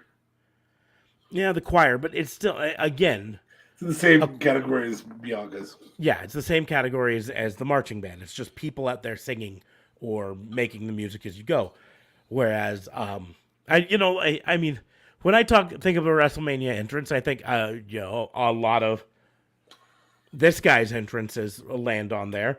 He's dressed up like the Terminator, or he comes up on a giant throne with slave women around him, or whatever you want to call them. I don't know. Anyways, Which is what Edge did. No slave women. no slave women, but that's more or less what Edge did. And so I would like to have seen more of that just in general. I mean, you had Sasha drove up on a Lambo. That was cool. She drove like 30 feet. I don't know why she didn't go down with it. I'm like, why? The ramp going down is too thin, and they can't make that corner. Not in a Lambo, you can't. Not in a Lambo, you can't. That's fair. Those things don't have tight turning radiuses, and they ride so low. Getting over that hump at the top would have been a nightmare. Have her get ice at her trying to drive it down there. She'd if she could make the corner, she'd go. That wouldn't have looked so good.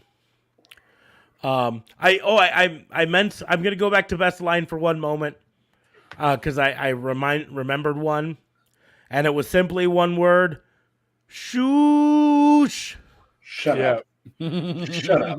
So, moving on. I don't like shoosh, but I like the other one. Well, thank you. Thank you. That one I like. Shoosh, I just want to smack him. I like shoosh. I want to shove my fingers down his throat. While That's the idea of it. Oddly enough, I like shoosh, but I don't like Miz's when my hand goes up, your mouth goes shut. See, and I love that one. So it's a flip flop for me. But we will move on to the OMG moment of the weekend.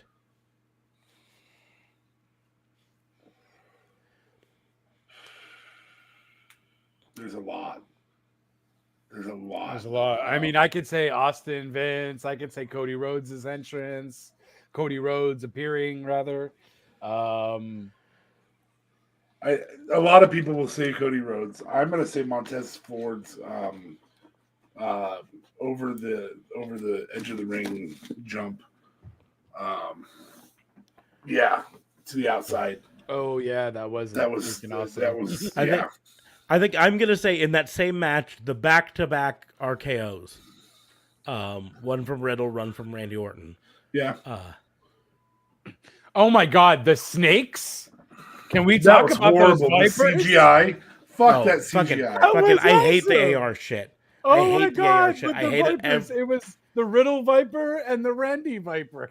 And the Randy Viper's biting at the Riddle one the whole time. But no, the Riddle one is like running away or slithering away. Like, no, you can't get me. No. So, I hate all of the AR. I hate it all. Every single. I even sent you a message. The Roman Reigns AR looks like it's fucking ejaculating at the camera. I thought the Bobby Lashley was an AR until it was actually just him on a podium, and I'm like, oh my God, he looks like a beast. Yeah. Fucking, I hate big time Bex's stupid smiling. Oh, AR but that face. WWE intro Bex thing is awesome. I hate the Bianca Belair whipping lips. I hate them all. Fucking hate the CGI birds that come out when Riddle makes his jump entrance. Yes, that I'm not a fan of either. Yeah. Fucking hate them all. And probably I'm gonna say the biggest reason I hate them is because they're only for the fans at home, not for the fans the fans there who paid money to come to WrestleMania don't get to see any of that.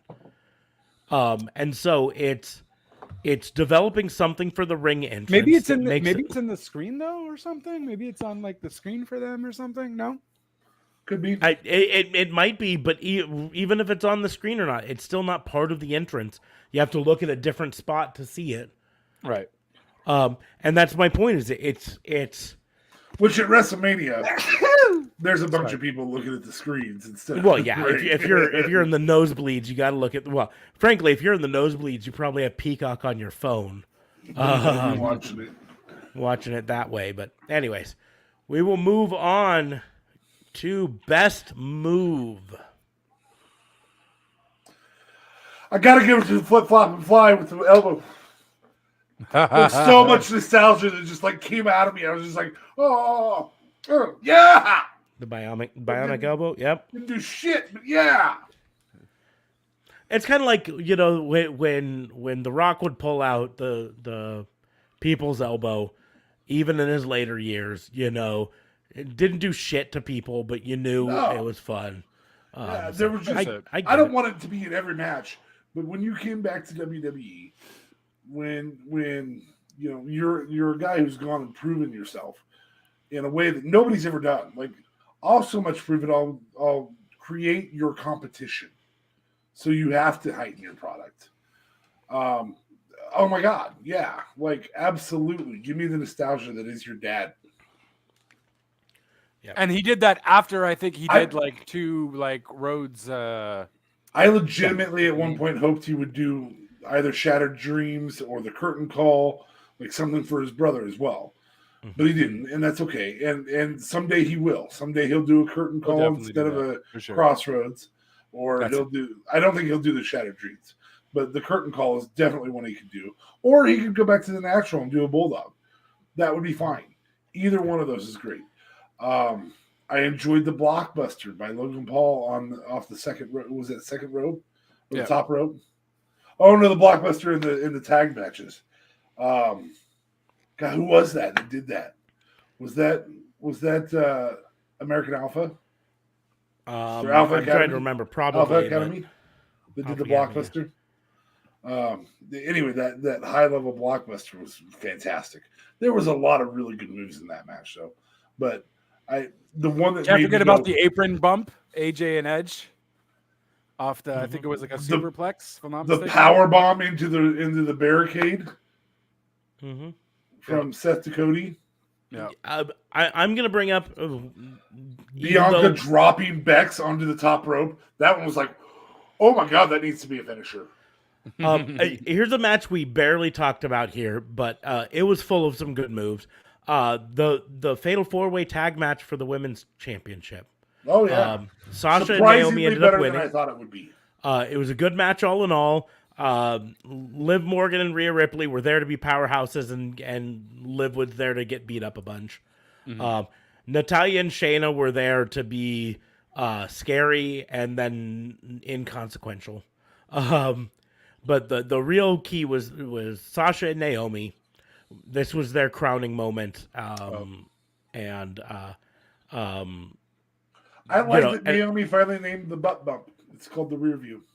Yeah. Oh, they've called it that for a while. They called it that for a while, though. Oh, okay, cool. You just haven't been paying attention to Naomi. I mostly glaze over as soon as Naomi comes out, but I did know it was called the rear view. But I will point out that Sasha Banks winning there did actually put her back in the positive column for wins at WrestleMania. Yeah, she no longer has a streak. Which also means that Johnny Knoxville, the match before, for a short period of time, had more wins at WrestleMania than Sasha Banks had. Now he's tied. And I'm sure Sasha will break that next year. Well, I'm not going to give in to your hate. That for years, I'm not going to give in to your hate. Let the hate flow through you. Logan match Paul for a day of more wins. The weekend. This is our big category. This is our big one. This is the tough one, because if we're talking just strictly wrestling match, two of us have gone on record saying it's the Cody Rhodes Seth Rollins. That is the best wrestling match. But we're not talking necessarily specific. The best storytelling match was Bianca and Bex. And then finally, there's actually three different parts to this. The best all around, I would actually give to the men's tag match tonight, the triple threat, that told a story during the match, after the match, before the match. There was a story being told up to it. There was great performance inside the ring from all teams. The worst parts of that match were shoosh. And that's only because I hate shoosh. Yeah, you should just shush. Yeah, I'm okay with that. I loved. I But don't know who it was who just he was talking, and then when his music hit, it was like shush, please, and then the announcer just shushed. I will absolutely say that, in my opinion, the best match of the weekend was the triple threat for the tag titles. Wow, I guess I got to rewatch that triple threat tag title match. Fair. Yeah. I think I'm gonna have to go with Bianca and. Like I said, best storytelling match there was. Yeah. It was a great match. It was a great match. It was a great match. To me, it's kind of a toss up. Because I'm a sucker for in ring wrestling, and so for me, the Cody and Seth For sure. has Yeah. a lot of weight to it. I'm also a Cody Rhodes fan. I've said it before how much I think he's one of the best promos in the game, and I still believe it. And I do think he's one of the best wrestlers in the world. Yeah. I'm not saying he's not. I'm just saying he's... the problem. I think the problem that it came down to is when negotiating with Tony Khan, it's not about whether you're the best wrestler in the world. It's whether you're the biggest draw in the world, right? And I think that's what it came down to is you can be the best wrestler in the world if you're not drawing. It doesn't matter. Well, right? and he pigeonholed himself in the MJF feud into a spot that didn't allow him to be a big draw. Unless he turned heel, and then he refused to turn heel. Right? There are a lot of things. If I said it before, if Cody Rhodes had turned heel at fucking All Out last year or Full Gear last year, he would have been one of the biggest draws in the game, and he would have gotten his contract with AEW. But because he refused to turn heel, he wants to be the face, he wants to be the baby face so much, and that's fine, right? That pigeonholed him into a situation. Your name is the American Nightmare. Yeah. You have to be a heel at some point. Anyways, it's a toss up there. I think in the end, adding the championship to the Bianca Belair Becky Lynch might put it over the edge there. That there were stakes to that one that the Cody Rhodes and Seth Rollins didn't yet have because there are no championship belts involved in that. So, I hope that keeps going, man. I hope him and Seth keep going. It's definitely going to. Because they've got to have a program for Cody to start. That will likely be WWE's best feud of the year. Barring Edge Roman becoming the thing later on in the year, or Roman versus Cody and Cody taking the title off of him. I don't know. That's I don't know if that's happening. I think there's genuine thought that Roman's holding a title till WrestleMania next year. Yeah. And ultimately, one of the two he has right now. Yeah, or just losing it at Royal Rumble, and then him and Rock face off at Mania, and doesn't need a title. Yeah. I'm going on record now saying that I think it's all a pipe dream of the fans that they want it to be so true that The Rock is going to come back and wrestle against Roman. They want it so badly that they keep putting it there. I am going to continue to say that I do not think The Rock's contracts, his insurance, and his contracts with movies are going to allow him to have an actual match. I think with another year you could pull it off. The big thing is it's a pre-built storyline where the Rock just says, I am the head of the table. I am the one making the money. I get all of this stuff here. What it comes down to is The Rock has 7 movies that he's contracted for over the next year. 7. Well, Black Adam's done. It's filmed. But I'm not including the ones that he's filmed. I'm talking about 7 additional movies that he still has to film over the next year or so. That he's executive producer on as well as star in. Well, if he's the And- executive producer, he can allow himself to do stuff. But the executive producer does not control what the insurance allows. Yeah, And the that's true. insurance is where the problem comes into. Anyways, but that's beside the point. Here's my thing. My only question coming away from this is, how are they handling this unification?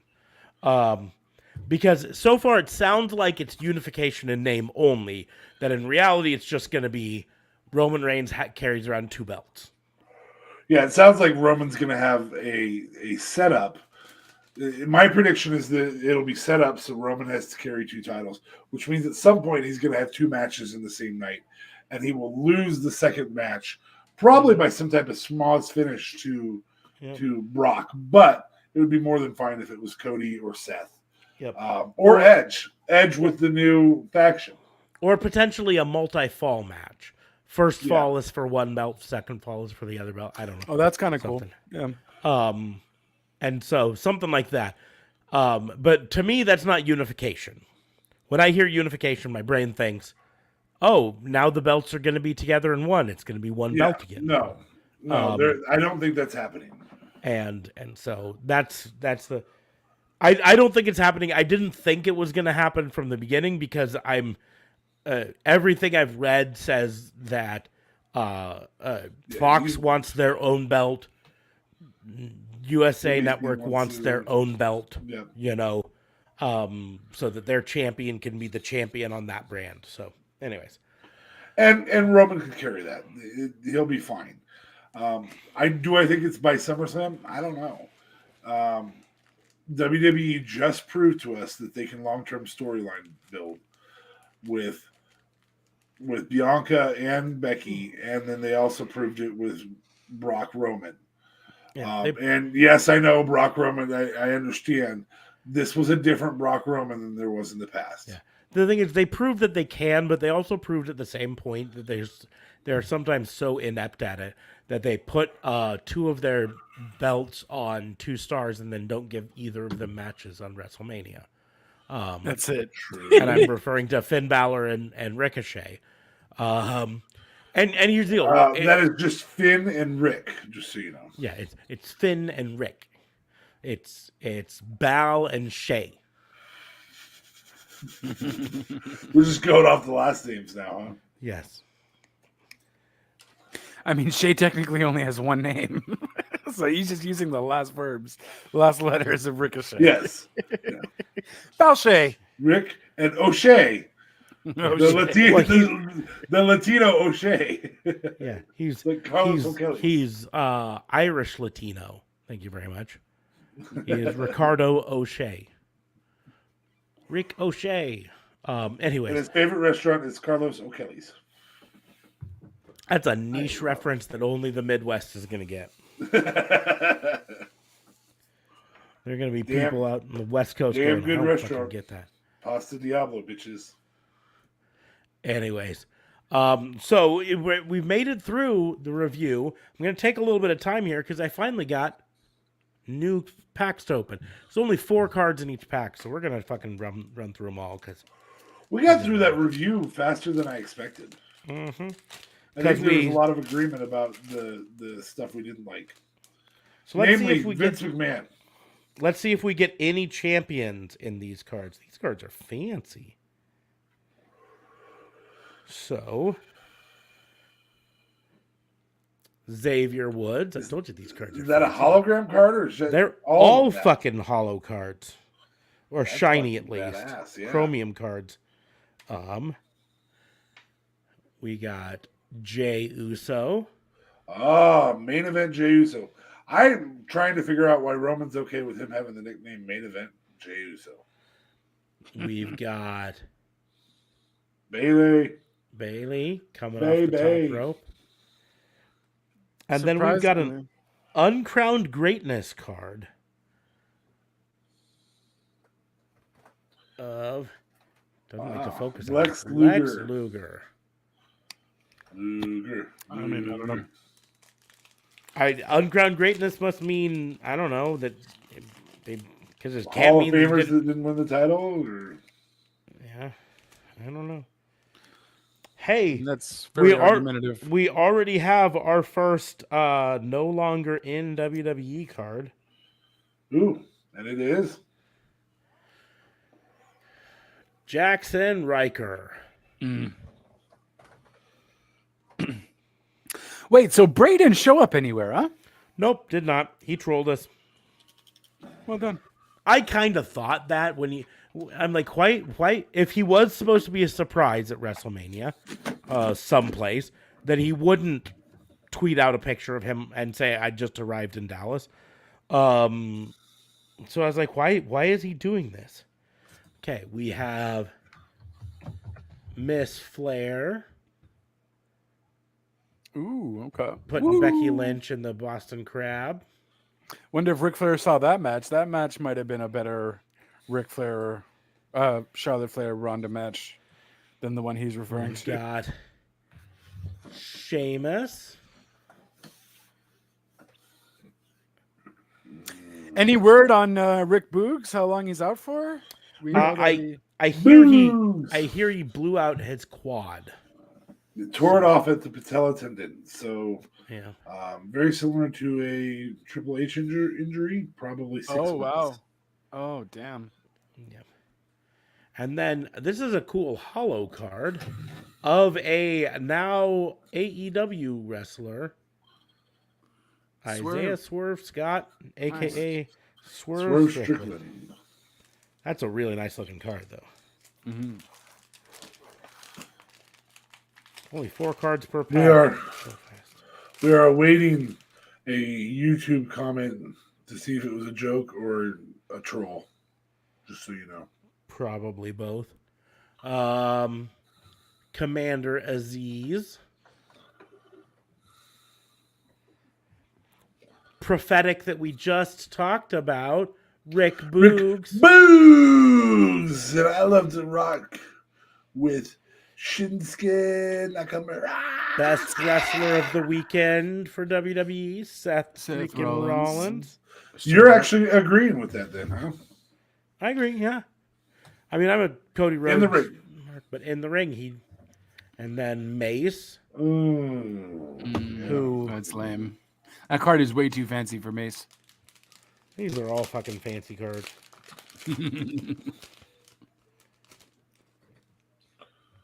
We've got another no longer with WWE. Ember Moon. Not currently anyplace else, but I thought she was named All Elite. nope. Not yet. She signed her contract. That was Tony Storm. Yes. Yeah. It was All Elite. Candice LeRae. AA.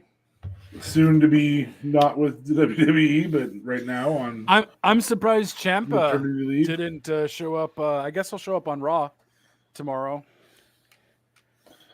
Rumble Pops Goldberg. By Pops, they're talking about the fact that he's old. Yeah. And to match up with my Xavier Woods, I got a Kofi Kingston. Nice. Now I just need to get a Big E, and at least I'd have the whole New Day.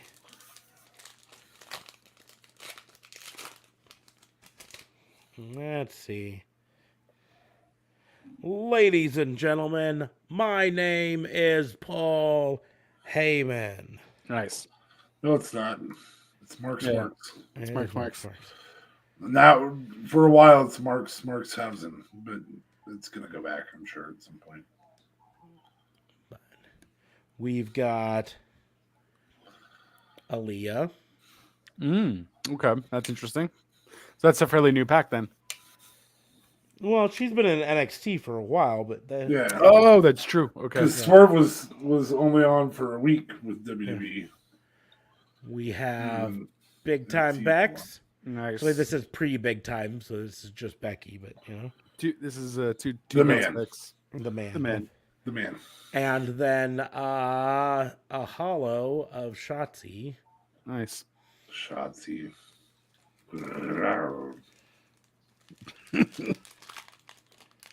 Down boy. Sorry.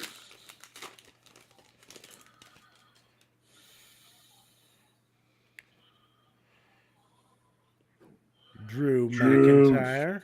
That's a good card. So was that timeout real quick? Was that a legitimate rope cut?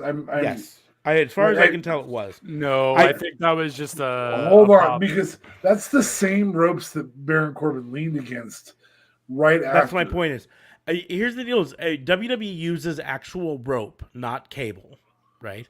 Because they like the way rope looks. Sword is sharp enough, and he swings it hard enough. If that sword is sharp enough and he swings it, I think it was supposed to go through all three, and he didn't swing it right, so it didn't hit the bottom one hard enough to break. But I think that was a legitimate cut. No longer with WWE. John Morrison. And anywhere else? Liv Morgan, or as JLB calls her, Live Morgan. Live Morgan. And a where the fuck is he, Elias? He's apparently bald now. They told him to cut his hair, and he did. And Vince doesn't like him bald, so they're waiting on him to grow his hair back to put him back on TV. Yeah, what I heard was that it was even more. They didn't get permission from Vince for him to cut his hair. Jesus. And so Vince saw him with his haircut and was like, wait, no, you're supposed to be a rock star. He's like, well, no, they told me to cut my hair. Oh, so it wasn't that he went and got it cut by himself. It was somebody like Pritchard or the creative told him to cut his hair.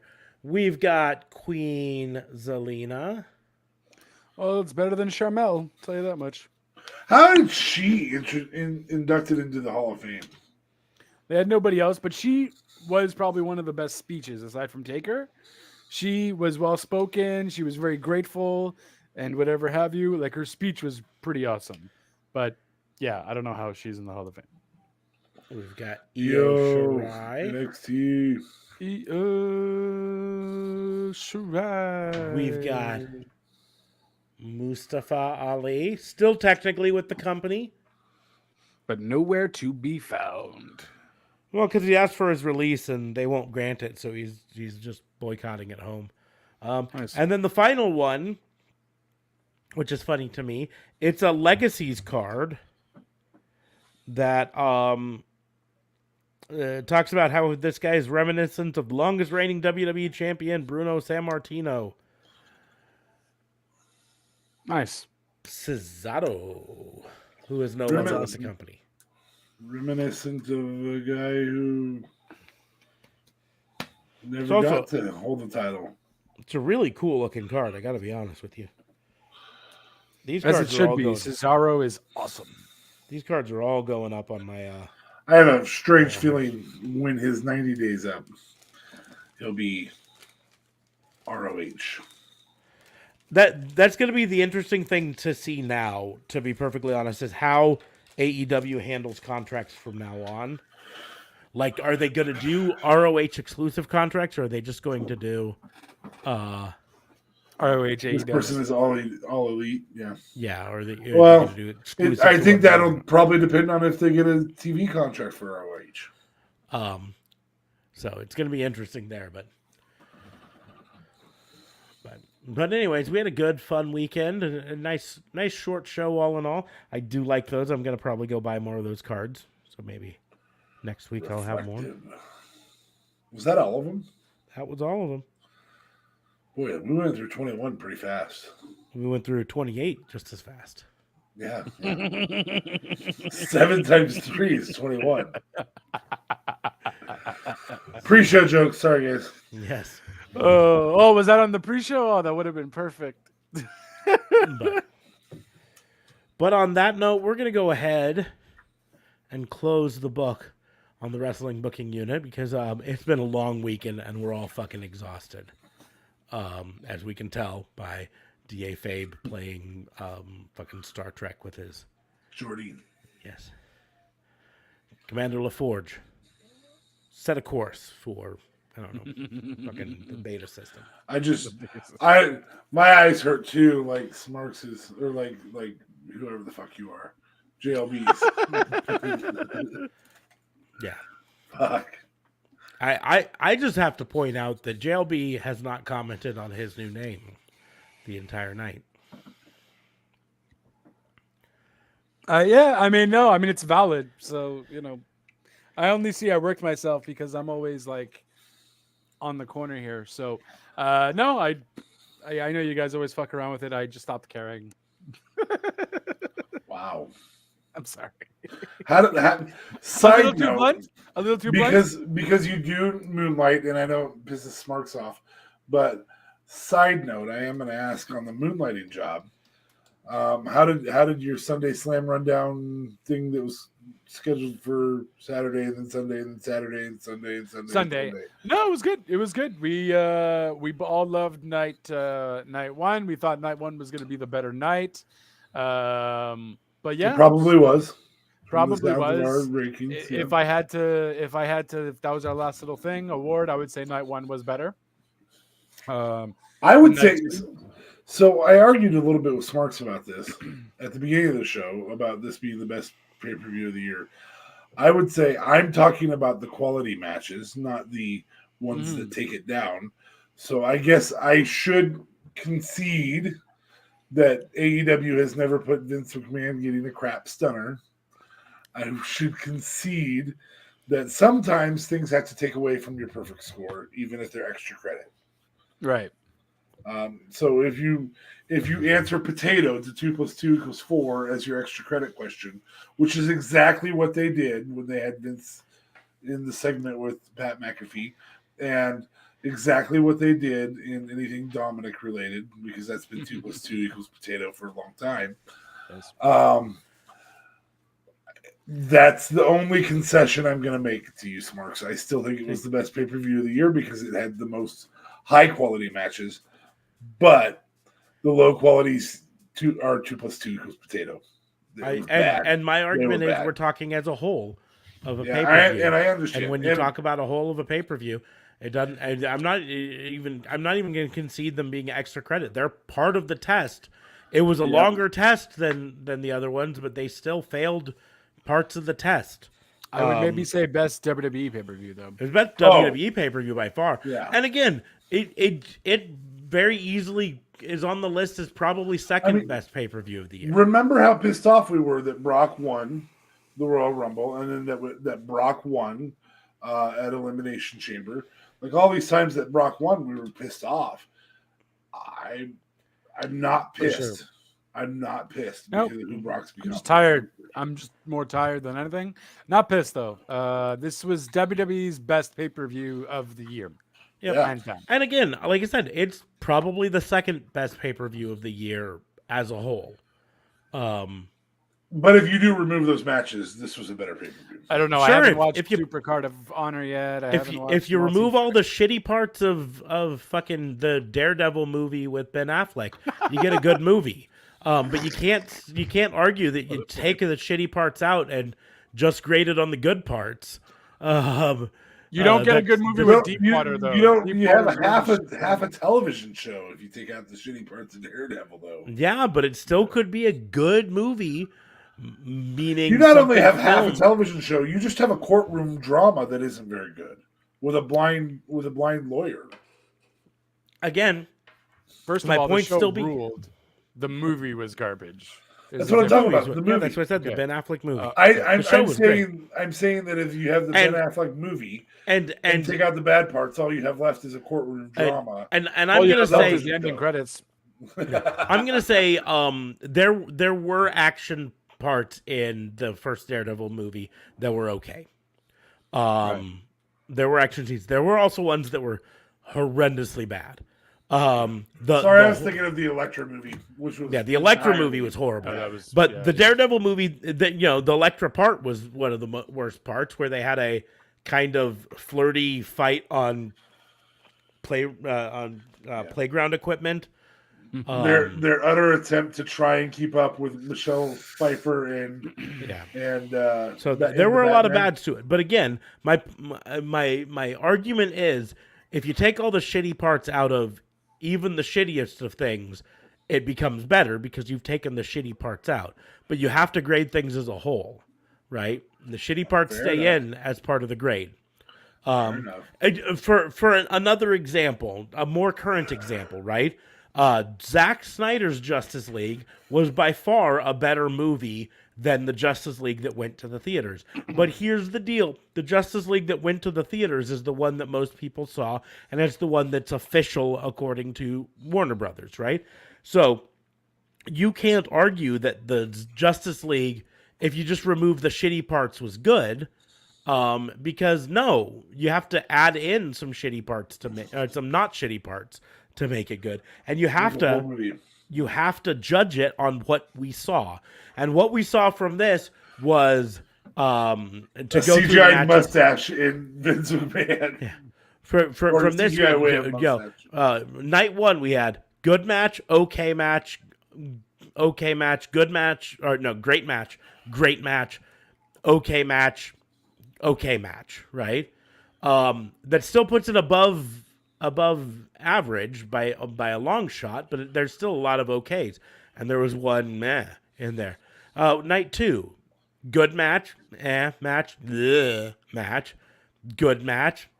match. I'm curious how you're ranking these. I gotta pull up the card. I'm pretty sure the meh match was Bobby Lashley and Omos. The meh match was Bobby Lashley and Omos. The meh match was Johnny Knoxville. And then the second meh match was Sheamus and Ridge Holland. And then the third one is Vince. And then the third one is Vince and Pat McAfee, right? And AEW has never put on any of those three matches. Yes. And some of it, I mean, some of it's just the fact that AEW never puts on a 2-night bloat fest of a show like WrestleMania has gotten to be. Because in the end, if these had been one night, this would have been a 9-hour long pay-per-view, right? Remember the last WrestleMania that was a 7-hour long WrestleMania. Yep. And we complained about it being over bloated and long. And at that point, I'll be the first to admit, at that point, I said, I think they should make WrestleMania a 2-night event. And I'm glad they have. And the same bloat spread out over 2 nights is preferable to all in one night. Yes. But increasing the celebrity matches is not a good move. Yeah. But AEW has never put on a 2-night event and never put on a 7-hour long event. The longest one they've had was, I think, 4 hours. And so they are forced by necessity to be leaner and to make sure that none of the stuff they put out is meh, right?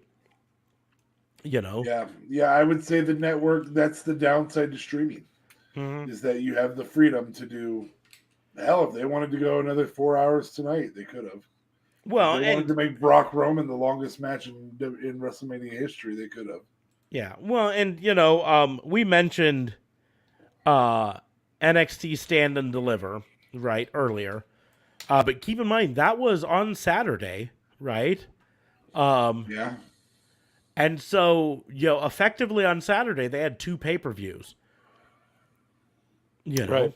Yeah. And in that one there, Raquel Gonzalez and Dakota Kai in a pre-show match defeated Toxic Attraction to win the championships, the tag belts. That was an okay match, but it's pre-show, so we don't count it. Cameron Grimes defeated Carmelo Hayes. Gigi, I'll console you. Yeah. Cameron Grimes in the ladder match won versus Carmelo Williams, Santos Escobar, Solo Sikoa, and Grayson Waller, with Grayson Waller nearly killing himself. Tony D'Angelo defeated Tommaso Ciampa. MSK defeated Imperium and the Creed brothers. Mandy Rose defeated Cora J, Kaylee Ray, and Io Shirai. Gunther defeated LA Knight. And Dolph Ziggler defeated Braun Breaker. That's a 7-match, 6 main card matches. And only one of those would I argue was meh. The rest of them were all solid matches. And you know why? Because they only had room for 7 total matches. They had to cut out the fat. And WrestleMania has gotten fat. Let's just say it that way. Obese motherfucker. Yeah. Well, we can spell it. Go on a diet. God damn it. So, anyways, on that note, we're going to go ahead and wrap things up for this. Is DA Fabe waving something like he wants to say something, or is he waving? I'm saying goodbye. Okay. I couldn't tell. That looked very much like Wait, don't hurt wait. me. I got something to say. Don't shoot. But so on that note, we're going to go ahead and wrap things up, right? You can follow us on all of the social medias. You can follow me at Raw and Order WBU on pretty much any of the social medias except for Facebook, where you have to do at Pissant Podcast.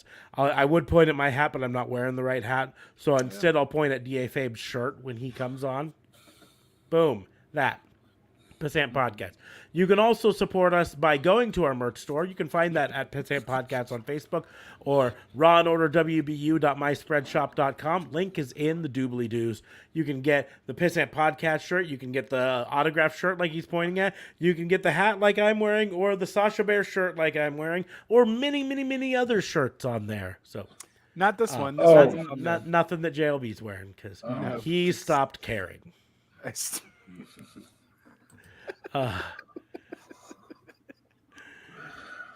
JLB 420, Real Talk Radio 8, Real Talk Radio stopped is the caring. brand.